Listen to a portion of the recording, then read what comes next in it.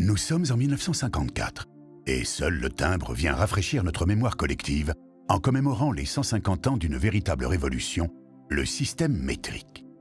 Au Moyen-Âge, seuls les seigneurs avaient le droit d'étalonnage. L'impôt étant leur revenu principal, autodécréter l'étalon qui remplit sa propre caisse comporte un avantage certain. Si bien qu'au XVIIIe siècle, le pays possède autant d'étalons que de provinces. Par exemple, une superficie se calcule en arpents, l'arpent en perche, les perches en pieds.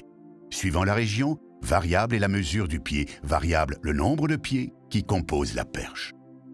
Dans les cahiers de doléances rédigés par le peuple et remis à Louis XVI le 6 mai 1789, lorsqu'il convoque les États généraux, nombreuses sont donc les revendications d'unifier et de normer les systèmes de mesure.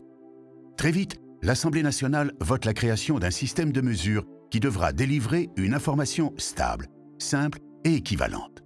L'Académie des sciences envoie 2 astronomes français, Delambre et Méchain, afin de faire la mesure entre Dunkerque et Barcelone, du quart de méridien terrestre, dont le 10 millionième donnera le mètre. Le système métrique est adopté. Mais le peuple a ses habitudes. Il rechigne à utiliser les mètres, litres, kilos et autres mesures. Il faudra attendre 1840 pour que le marquis de Laplace fasse interdire toute autre unité de mesure que celle que nous connaissons aujourd'hui.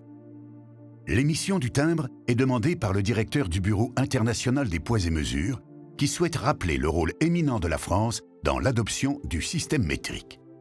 Sur le timbre sera ainsi mentionné « à tous les temps, à tous les peuples ».